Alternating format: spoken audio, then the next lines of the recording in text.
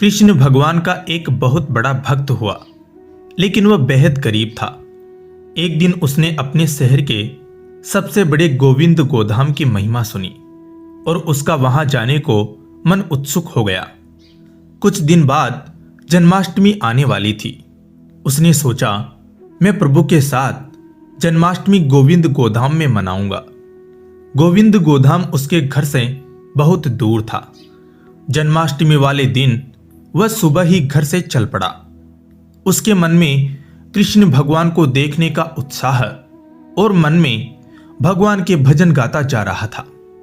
रास्ते में जगह जगह लंगर और पानी की सेवा हो रही थी। वह यह देखकर बहुत आनंदित हुआ कि वाह प्रभु, आपकी लीला। मैंने तो सिर्फ सुना ही था कि आप गरीबों पर बड़ी दया करते हो। आज अपनी आंखों से देख भी लिया। सब गरीब और भिखारी और आम लोग एक ही जगह से लंगर प्रसाद पाकर कितनी खुश हैं। भक्त ऑटो में बैठा ही देख रहा था।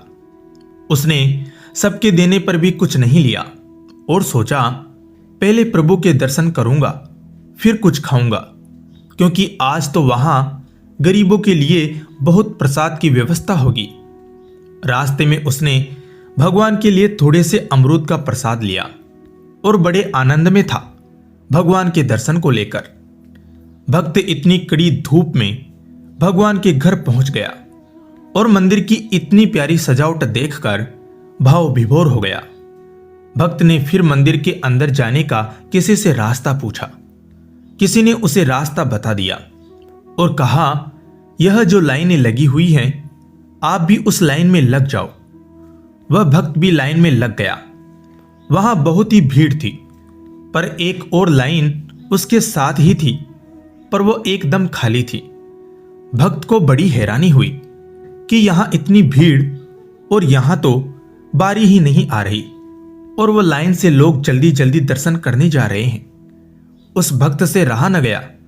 उसने अपने साथ वाले भक्त से पूछा कि भैया, यहां इतनी भीड़ और वो लाइन इतनी खाली क्यों है, और वहां सब जल्दी जल्दी दर्शन के लिए कैसे जा रहे हैं?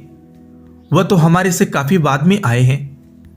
उस दूसरे भक्त ने कहा, भाई यह वीआईपी लाइन है जिसमें शहर के अमीर लोग हैं। भक्त की सुनते ही आंखें खुली रह गई। उसने मन में सोचा, भगवान के दर पे क्या अमीर क्या गरीब, यहां तो सब समान होते हैं। कितनी देर भूखे प्यासे रहकर उस भक्त की बारी दरबार में आ ही गई और भगवान को वह दूर से देख रहा था और उनकी छवि को देखकर बहुत आनंदित हो रहा था। वह देख रहा था कि भगवान को तो सब लोग यहां 56 भोग चढ़ा रहे हैं और वह अपने थोड़े से अमरूद सबसे छुपा रहा था। जब दर्शन की बारी आई तो सेवादारों ने उसे ठीक से दर्शन भी नहीं करने दिए और जल्दी चलो कहने लगे। उसकी आंखें भर आई और उसने चुपके से अपनी वह अमरूद वहां रख दिए और दरबार से बाहर चला गया। दरबार के बाहर ही लंगर प्रसाद लिखा हुआ था। भक्त को बहुत भूख लगी थी। सोचा, अब प्रसाद ग्रहण कर लूं। जैसे ही वह लंगर हाल के गेट पर पहुंचा तो 2 दरबान खड़े थे। वहां उन्होंने उस भक्त को रोका और कहा, पहले वीआईपी पास दिखाओ, फिर अंदर जा सकोगे। भक्त ने कहा, यह वीआईपी पास क्या होता है? मेरे पास तो नहीं है। उस दरबार ने कहा कि यहां जो अमीर लोग दान करते हैं उनको पास मिलता है और लंगर सिर्फ वही यहां खा सकते हैं। भक्त की आंखों में इतने आंसू आ गए और वह फूट फूट कर रोने लगा और भगवान से नाराज हो गया और अपने घर वापस जाने लगा। रास्ते में वह भगवान से मन में बातें करता रहा और उसने कहा, प्रभु आप भी अमीरों की तरफ हो गए, आप भी बदल गए। प्रभु मुझे आपसे तो यह आशा न थी। और सोचते सोचते सारे रास्ते रोता रहा।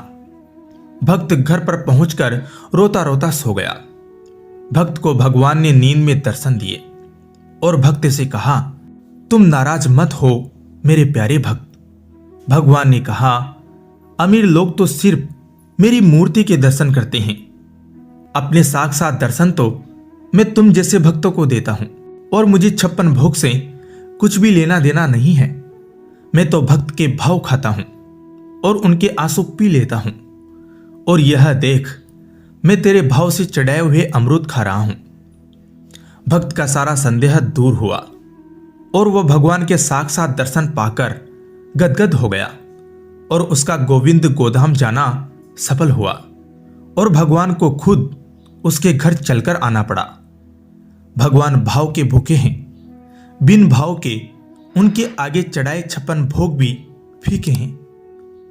जय श्री कृष्ण।